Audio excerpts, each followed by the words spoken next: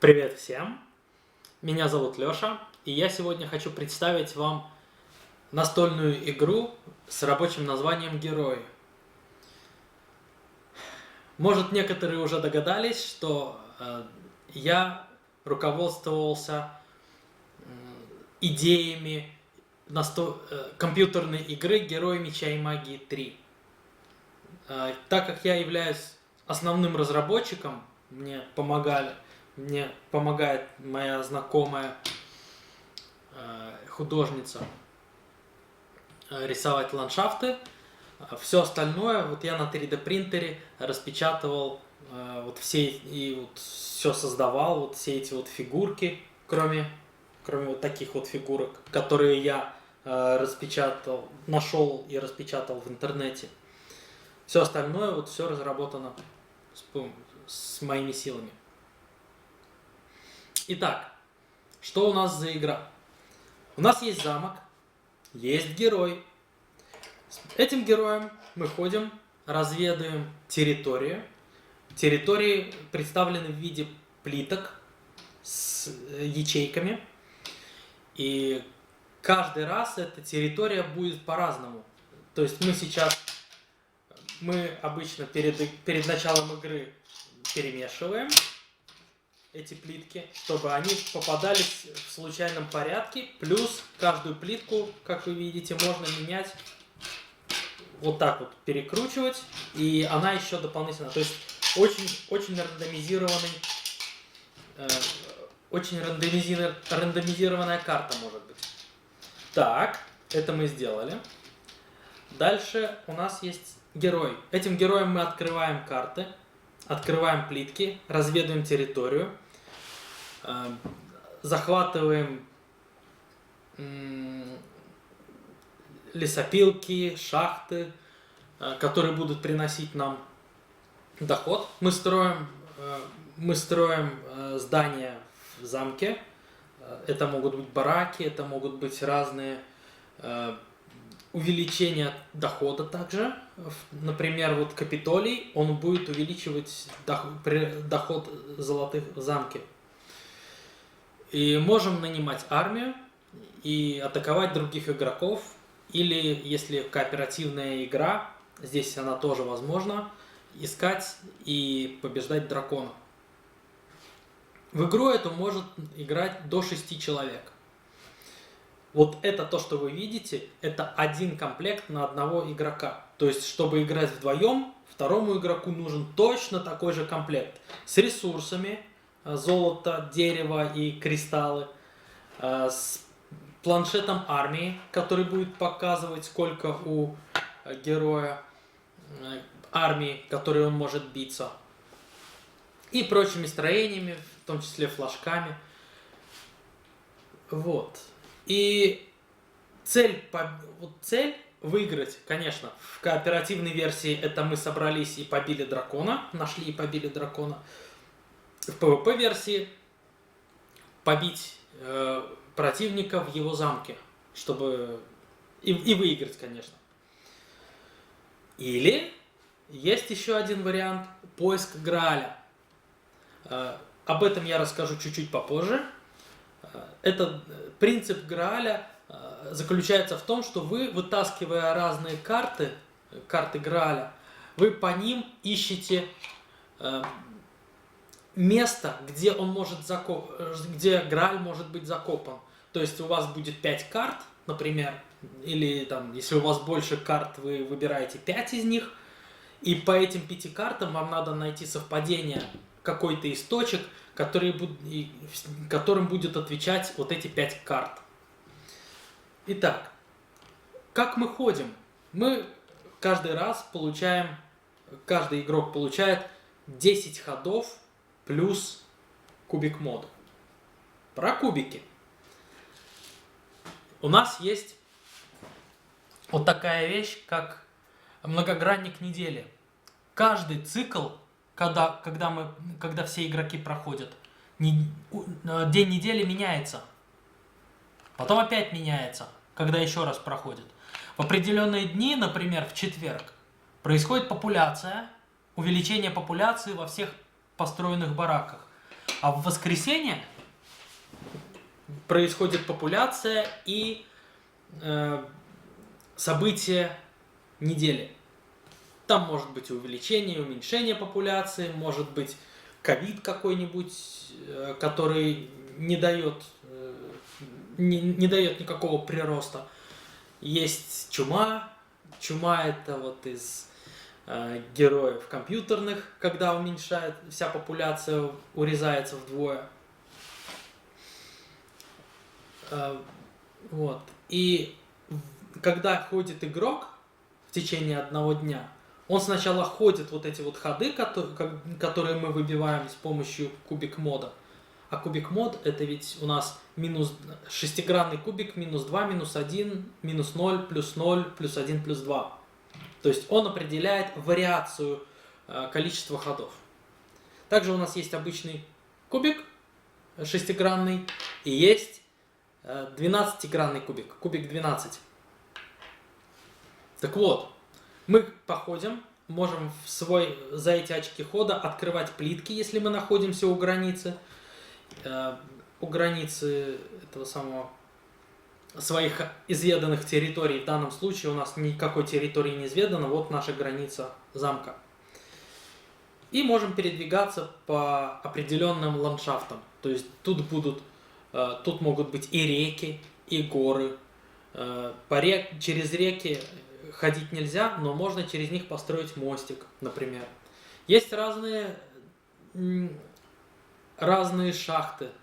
На белых, например, плитках там есть лесопилка, которая приносит дерево. На серых можно найти кристальную шахту, которая приносит кристаллы. И на черных плитках можно найти золотую шахту.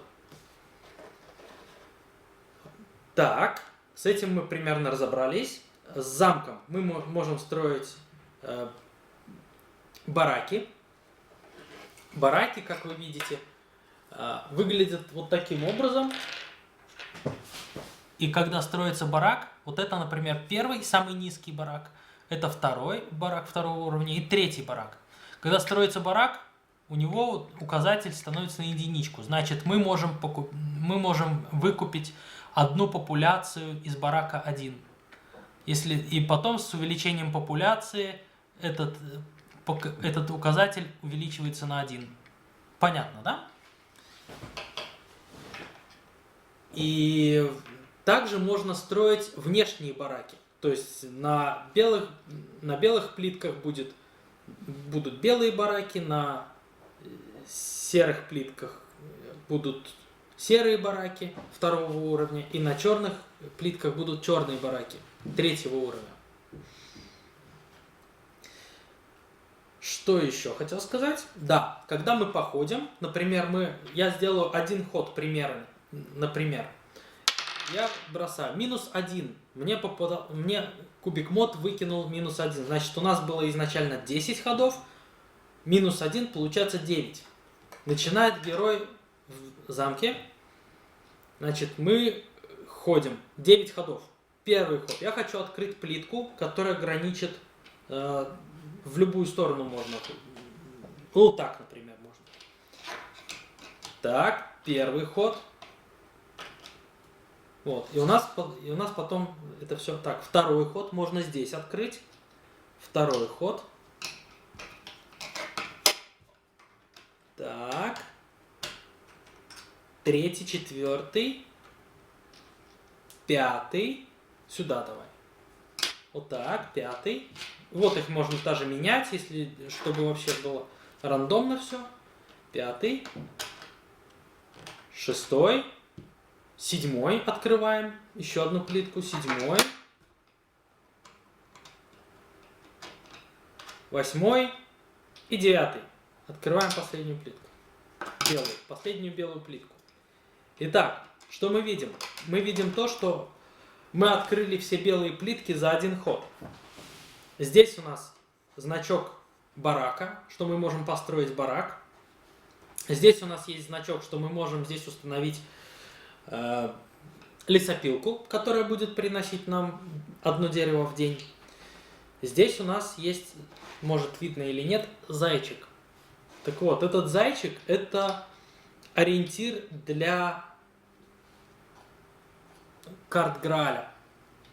Например, так вот, и вот мы походили, и в конце каждого хода мы можем, у нас есть шанс на выпадение события в конце хода.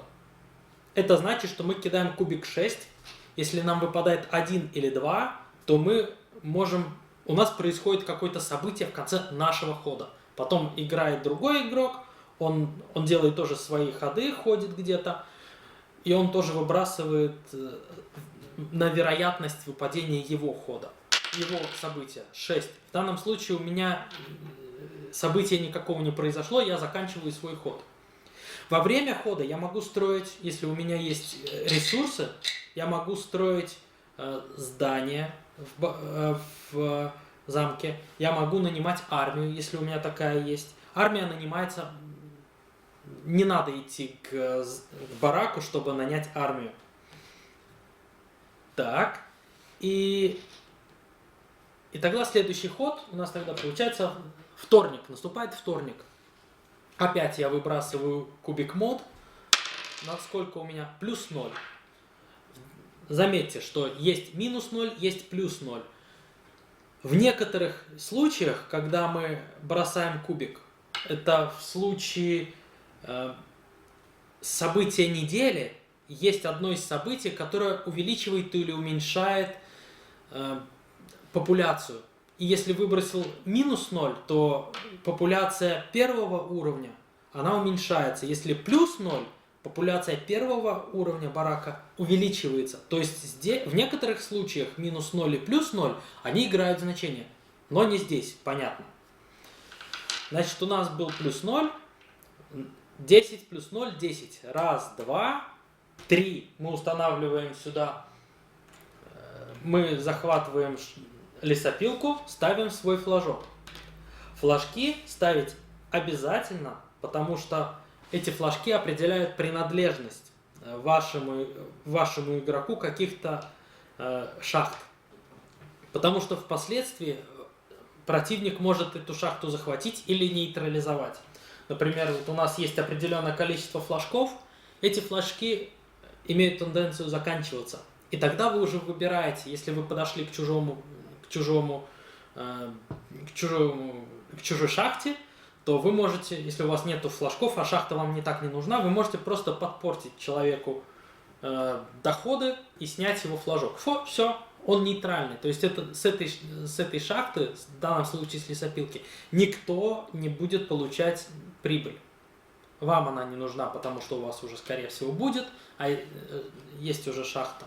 Если нету, то вы ставите просто сюда. Можете переставлять. Так, с этим мы вроде разобрались. Допустим, мы раскрыли уже сколько-то плиток. Вот мы так ходили. Я так на перемотке так вам расскажу. Здесь, значит, видите, здесь тоже есть барак, можно построить. То есть подходите к нему, строите барак, и там у вас будет копиться армия. Да, и та армия, которая сидит в бараке, это не значит, что ей можно пользоваться. Вы ее можете выкупить при наличии средств. Вот здесь, вот это, планшет армии, который говорит о том, что сколько солдат в распоряжении героя, которые реально могут драться. И, например, если второй барак у меня был куплен, первый, второй, там, не знаю. Во втором бараке у меня, например, 2 популяции. Я смотрю по вот этой вот моей бумажечке, у каждого игрока будет такая памятка, в которой написаны все цены, какие-то перечисления событий, которые хорошо бы иметь, чтобы, под рукой, чтобы не лазить каждый раз в правила. И вот мы смотрим здесь, что одна популяция барака 2 это 10 солдат. Значит, когда мы покупаем, там она стоит 1 золотой и 1 дерево, одна популяция во второго барака, то мы увеличиваем свою армию на 10. Вот, на 10. Теперь у нас получается этот герой с армией в 10 человек. И вот мы бродим, открываем карты, захватываем территории. Когда мы это все раскрыли, вот эти все плитки выложены, то у меня есть возможность, я могу при желании дойти до края и соединить все плитки, чужие территории с собой. То есть мы, раскрыв всю территорию, мы соединяем все территории. Вот у противника будет тоже вот такая вот движущаяся территория, по которой он ходит. И мы просто их соединяем вот тоже таким кликом. Вот если у него вот, например, краешек, вот он был такой, вот такой, то я говорю, ага, вот я хочу вот здесь вот так соединить, вот так. И мы соединяем, клик, и все. Это уже будет одна территория, когда я могу дойти до него и побить его. Если играет 3 человека, то, конечно же, соединяются 3, 4, 5, 6, до 6 игроков. Да? Дальше. Есть у нас Грааль. Итак, одно из условий победы – это найти и принести в замок Грааль. Как ищется Грааль? Со временем вы получаете такие карты. Карты Грааля. Это либо во время хода, события в конце хода, либо по каким-то другим случаям, вы можете получить вот такие карты. Они говорят о том, что они дают подсказки, где может быть или не может быть закопан Грааль. Например, чтобы искать Грааль, надо накопить как минимум 5 карт. И вот мы ищем. Вот мы накопили 5 карт, например. Я вот сделаю вот так, чтобы вам виднее было. Так, так, так и так. Не факт, что я этот Грааль сейчас найду, потому что все очень рандомно, все выдается случайным образом, и даже подыграть, вот как это вот. Это все надо очень, очень четко размерять, чтобы вот прям подгадать, что я вот нашел этот Грааль, классно. Значит, карта говорит, вот это, например, карта говорит о том, что Грааль закопан в пределах 2 ячеек от луга или пустыни. Эта карта Грааля говорит о том, что в пределах 2 ячеек от луга Грааль не закопан. То есть вот эти вот карты, получаются, они покрываются друг другом, и получается, что здесь Грааля быть не может, но может быть в пределах 2 ячеек от пустыни. Дальше здесь Грааль может быть закопан в пределах 3 ячеек от пустыни, может быть закопан в пределах 3 ячеек от болота и закопан в пределах 2 ячеек от гор. Если мы так быстренько посмотрим, вот это горы у нас. Давайте отсюда начнем. Значит, луг у нас вот здесь и здесь. Значит, в пределах 2, 0, 1, 2, вот здесь вот Грааля не будет. Вот так.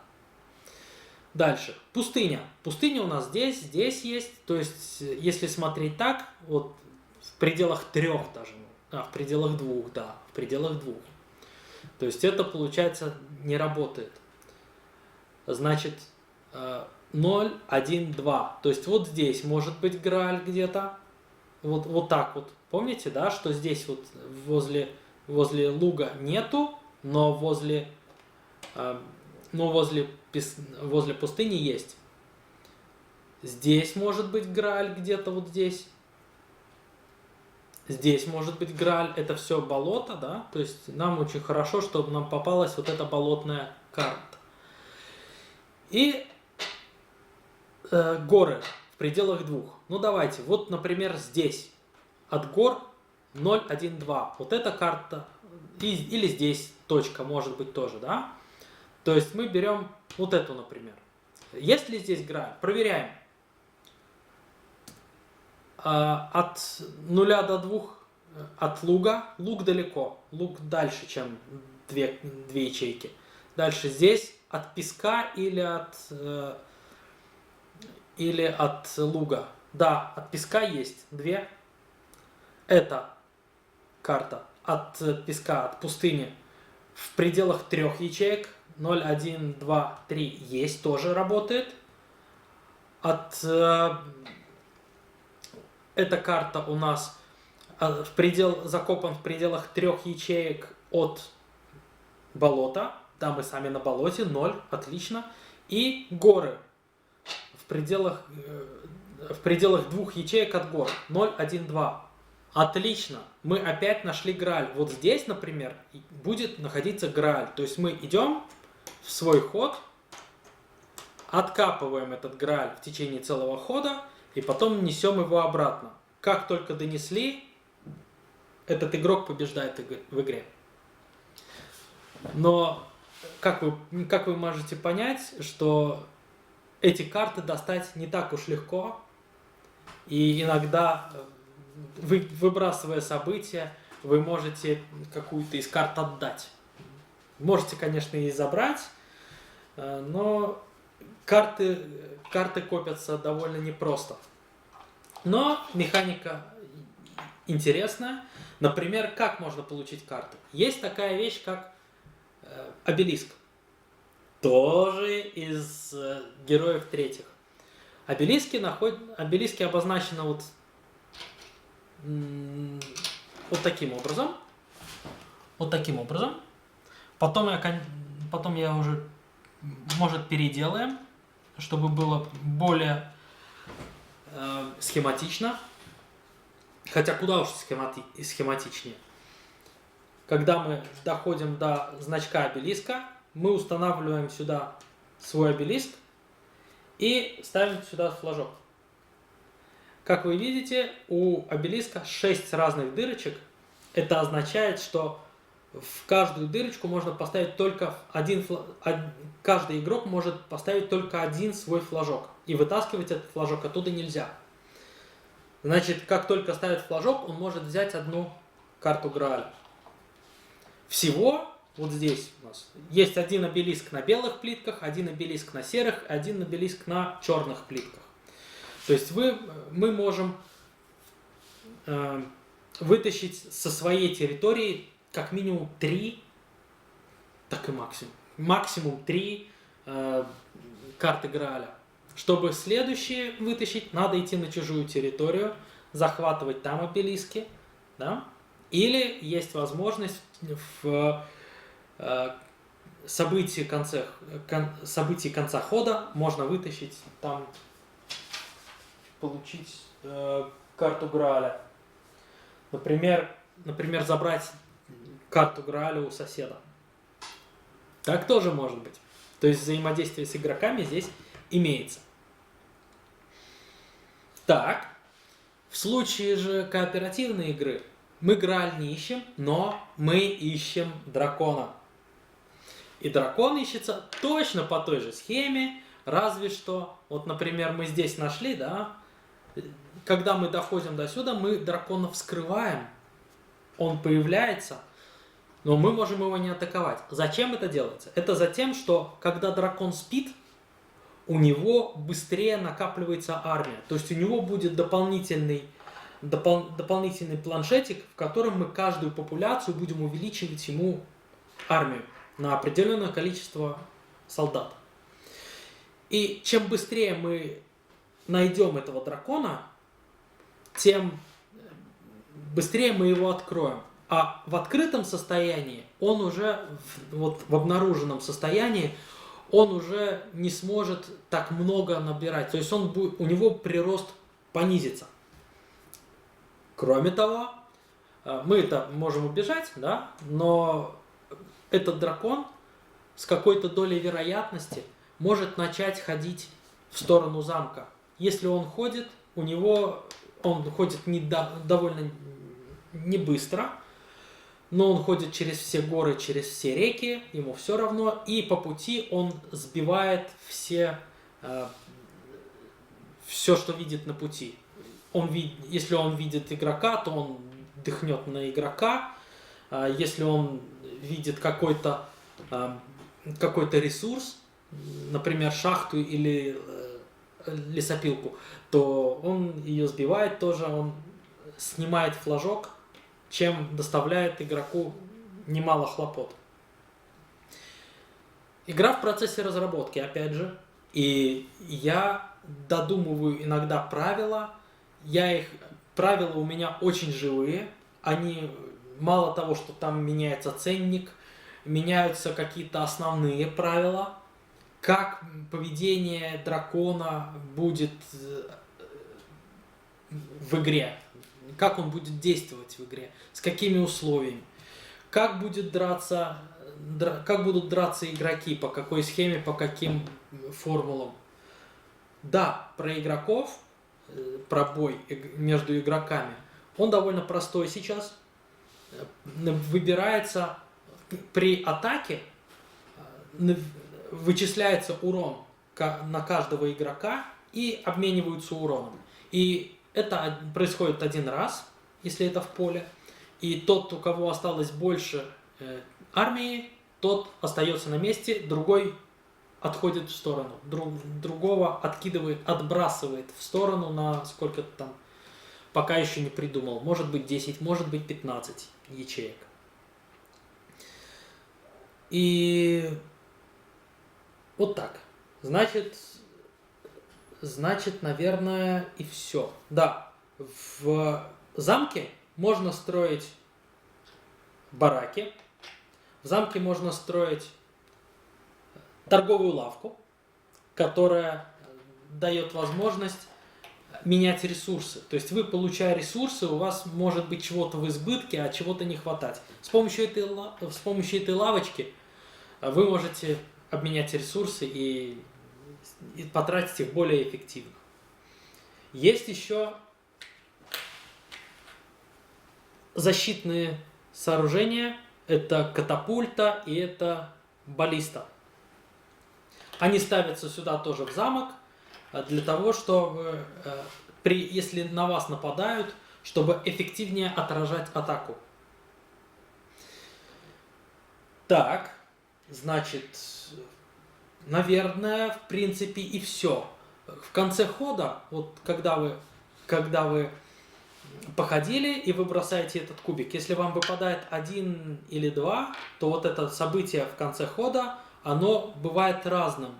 Оно бывает позитивным и негативным. То есть позитивное, это, например, вам дали сколько-то ресурсов, или у вас появился лепрекон, которого надо догнать и прибить, чтобы он вам выдал что-то вкусненькое.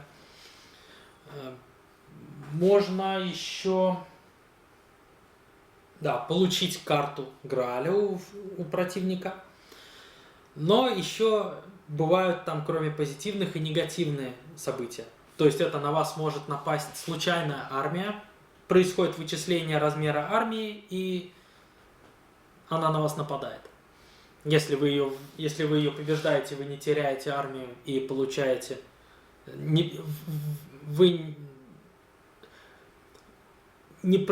Вам не наносится урон, точнее наносится, но он потом возвращается в случае победы, и вам дают тоже хорошие бонусы. Зависит от того, где вы, на белой, на серой или на черной карте, на черной плитке. У вас будут разные бонусы и разная сила армий. Поэтому на черных плитках кидать события хода иногда нецелесообразно.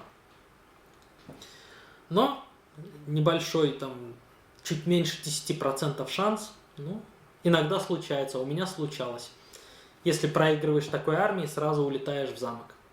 Или Или можно, опять же, отбросить игрока.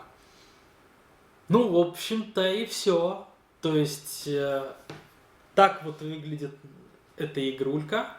Я очень надеюсь, что вы заценили, досмотрели видео до конца. Напишите, пожалуйста, в комментариях, что бы вы хотели видеть в этой игре, чтобы это не было таким сложным, потому что сейчас я стараюсь сложность уменьшить как можно больше, потому что есть очень много наработок про уровень. У меня здесь вот это сложность 1, и потом вот у меня были изначально наработки, которые я обрезал вот до этого варианта.